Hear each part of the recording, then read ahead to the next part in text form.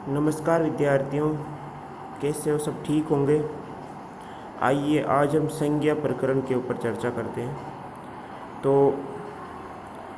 पहले तो हम संज्ञा शब्द क्या है उनके देखते हैं। उससे पहले हमें यह समझना होगा कि जैसे कि हमने पिछली क्लास में वर्ण के बारे में गहनता से अध्ययन किया था, तो उसमें हमने वर्ण को समझा था। तो यहाँ मैं आपसे कहूँ कि जो संज्ञा शब्द है ये शुद्ध रूप है, शुद्ध उच्चारण है।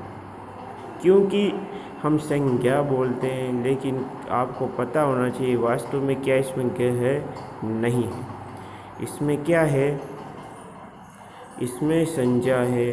देखिए, मैं थोड़ा सा आपको स्पष्ट कर दूं। यह स है, अब इसके ऊपर बिंदी है तो हम इसको उच्चारण ऊपर बिंदी लगा सकते हैं, हम इधर भी कर सकते हैं। चलो, हमने अपनी बिंदी लगा दी। अब हम इसको ऐसे भी लिख सकते हैं, जैसे देखो यहाँ पे ये हो गया और यहाँ से ये हो गया, ये देखिए।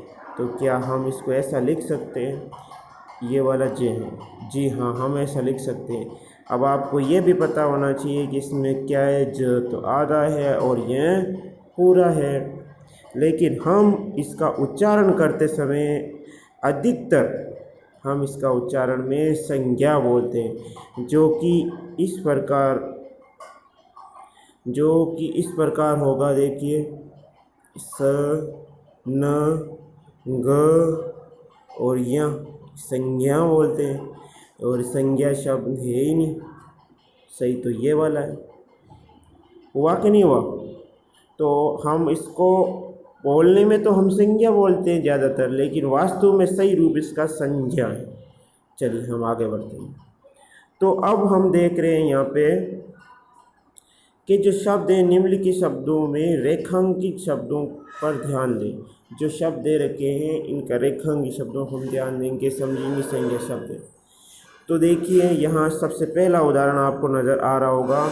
राम अयोध्या के राजा थे। राम अयोध्या के राजा थे। तो देखिए आप विद्यार्थियों कि यहाँ राम, अयोध्या, राजा, इन तीनों शब्दों के नीचे रेखांकित शब्द हैं। तो यहाँ कहने का तात्पर्य यह है कि ये तीनों ही क्या है, संज्ञा शब्द है। बात समझ आई? चलिए, अगर नहीं समझ आई तो अगले उदाहरण में हम और प्रयास करेंगे। यहाँ देखिए, मोहन विद्यालय में पढ़ता है। राम, क्षमा कीजिए, मोहन विद्यालय में पढ़ता है।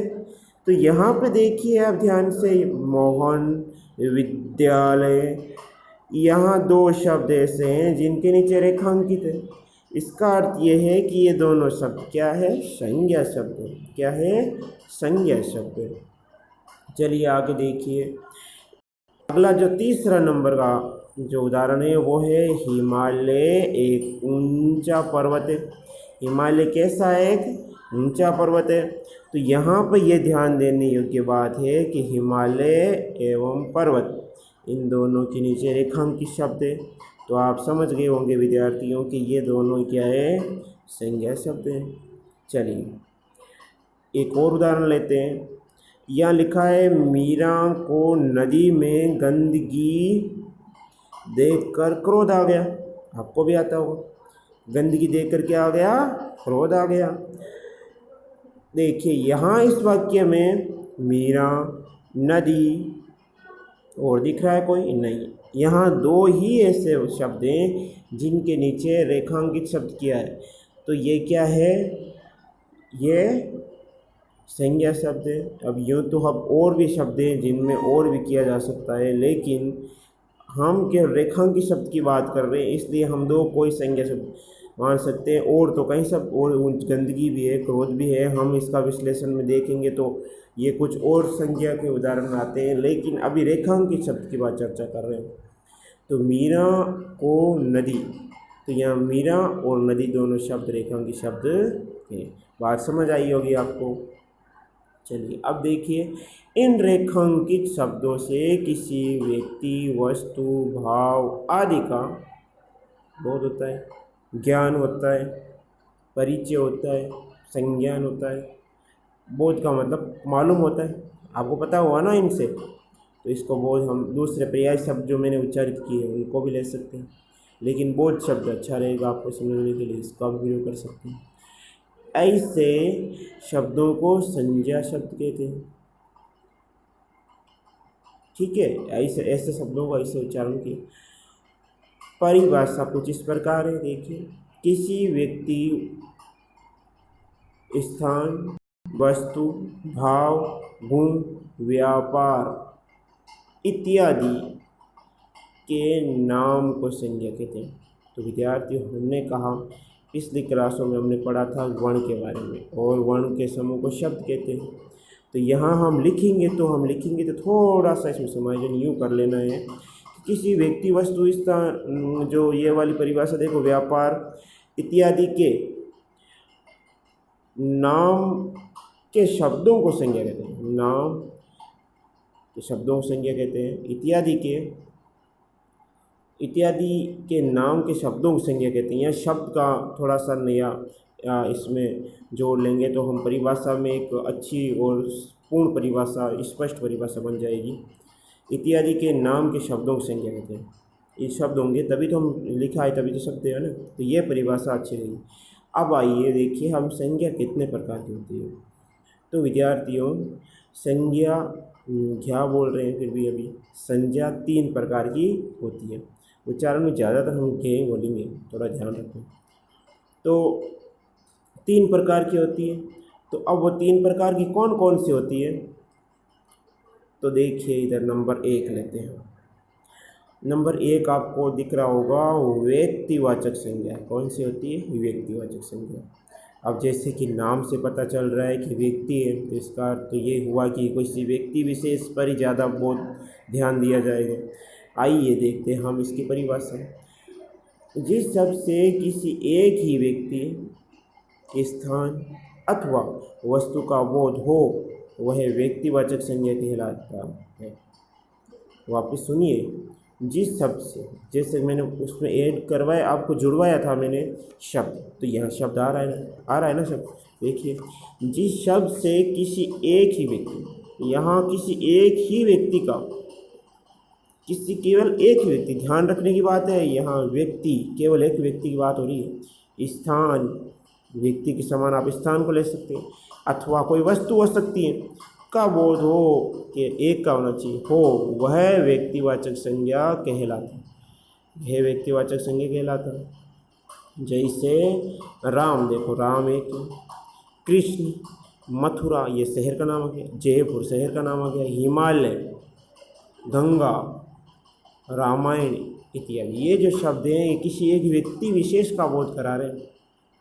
व्यक्ति विशेष या विशेष शब्द लिखा जाए तो कोई अतिशयोक्ति नहीं है। तो यहाँ राम, कृष्ण, मथुरा, जयपुर, हिमालय, गंगा इत्यादि एक व्यक्ति विशेष का बोध करा। देखिए कुछ उदाहरण जो व्यक्ति विशेष का बोध करवा रहे हैं। व्यक्तिवाचक संज्ञा निम्नलिखित रूपों में होती है। कौन कौन से देखो, जैसे व्यक्ति की बात करूँ मैं, तो व्यक्ति में क्या आना चाहिए? अब व्यक्ति में किसी एक ही व्यक्ति का विशेष बोध होना चाहिए। अब जैसे यहाँ राम लिखा है, राम नाम के तो कई व्यक्ति हो सकते हैं, लेकिन थोड़ा ध्यान दीजिएगा, क्या राम नाम के सभी व्यक्तियों में सभी प्रकार के एक ही प्रकार के गुण होंगे? नहीं होंगे। आप कहोगे नहीं होंगे, अर्थात किसी एक व्यक्ति विशेष का बोध होता है। यहाँ राम नाम के तो कई सारे व्यक्ति हो सकते हैं, लेकिन एक व्यक्ति में और दूसरे उसी प्रकार के नाम व्यक्ति, राम नाम के व्यक्ति में कुछ न कुछ तो विषमताएँ आपको दृष्टिगोचर होगी ना। तो यहाँ एक व्यक्ति विशेष की बात थी। तो देखो राम, उसी प्रकार कृष्ण, हरि, मोहन, ये किसी एक व्यक्ति का बोध करवाया। देखिए दूसरे नंबर, यहाँ देश की बात करें तो यहाँ देश तो कई सारे हो सकते हैं, लेकिन सभी देशों में कुछ न कुछ तो विभिन्नताएँ आपको नज़र आएगी, चाहे वहाँ की भौगोलिक हो, सांस्कृतिक हो, राजनीतिक हो, आर्थिक हो, कई सारे और हो सकते हैं मुद्दे जिनसे हम उनकी विभिन्नता को दृष्टिगोचर कर सकते हैं। तो देखिए भारत हमारा देश, नेपाल, पाकिस्तान, अमेरिका, फ्रांस, रूस ये देश हो गए। इसी प्रकार देखिए नदी, गंगा, यमुना, ब्रह्मपुत्र, कृष्णा, सतलज, सिंधु। आगे देखिए सागर, हिंद महासागर, प्रशांत महासागर, भूमध्य सागर, काला सागर, अरब सागर। पर्वत देखिए हिमालय, विंध्याचल, आल्बो लेगोस, आल्बो लेगास, हिंदू कुश। नगर देखिए दिल्ली, आगरा, उदयपुर, जयपुर, अजमेर। और ये आगे काराकोरम जो दिया। दिन अथवा महीना भी हो सकता है, दिन अथवा महीना कौन सा, जैसे रविवार, सोमवार, शनिवार, जुलाई, अगस्त, जनवरी, ये महीना। त्योहार शब्द यहाँ थोड़ा सा व्याकरण अशुद्धि है, एक ही मात्रा होगा त्योहार में। तथा पर्व, इसमें देखो दिवाली लिखा है, होली, ईद, क्रिसमस, लेकिन एक ही होंगे ना दिवाली, जैसे दीपावली और बड़ी मात्रा वाली होती है दीपावली में। दिशाएं कौन कौन सी, देखो पूर्व, पश्चिम, उत्तर, दक्षिण। पुस्तकें समाचार पत्र हो सकते, जैसे रामचरितमानस, कामायनी, उर्वशी, लिंगवेद, सरिता, राष्ट्र धर्म, हिंदुस्तान। उसी प्रकार ऐतिहासिक घटनाएं, जैसे आज़ाद हिंद फौज, नमक सत्याग्रह, असहयोग आंदोलन, अक्टूबर क्रांति इत्यादि शब्द भी किसी एक व्यक्ति विशेष का बोध कराते हैं, अर्थात ये व्यक्तिवाचक संज्ञाएं हैं। तो आज हमने व्यक्तिवाचक संज्ञाओं के बारे में अध्ययन किया, थोड़ा देख लीजिए, स्क्रीनशॉट ले लीजिएगा। कल हम इसके अगला वाला जो भेद है उसका अध्ययन करेंगे। तब तक इनको समझे ठीक से, जो समझ में नहीं आया मुझे वापस कमेंट करें। और आज के जो प्रश्न होंगे वो कुछ इस प्रकार, एक तो संज्ञा किसे कहते हैं, संज्ञा नंबर 1 वापस सुन लीजिएगा, संज्ञा किसे कहते हैं। नंबर 2 संज्ञा कितने प्रकार की होती है। और नंबर 3 व्यक्तिवाचक संज्ञा किसे कहते हैं। और नंबर 4 किन्हीं 4 व्यक्तिवाचक संज्ञाओं का व्यक्तिवाचक संज्ञा को लिखिए। नंबर 1 वापस, संज्ञा किसे कहते हैं, संज्ञा कितने प्रकार की होती है, व्यक्तिवाचक संज्ञा किसे कहते हैं, व्यक्तिवाचक संज्ञा के 4 उदाहरण लिखिए। क्या मेरी बात समझ में आई? ठीक है, घर पे ये होमवर्क हमें वापस भेजना है। तब तक घर पे रहें, सुरक्षित रहें, अपना ध्यान रखें। धन्यवाद।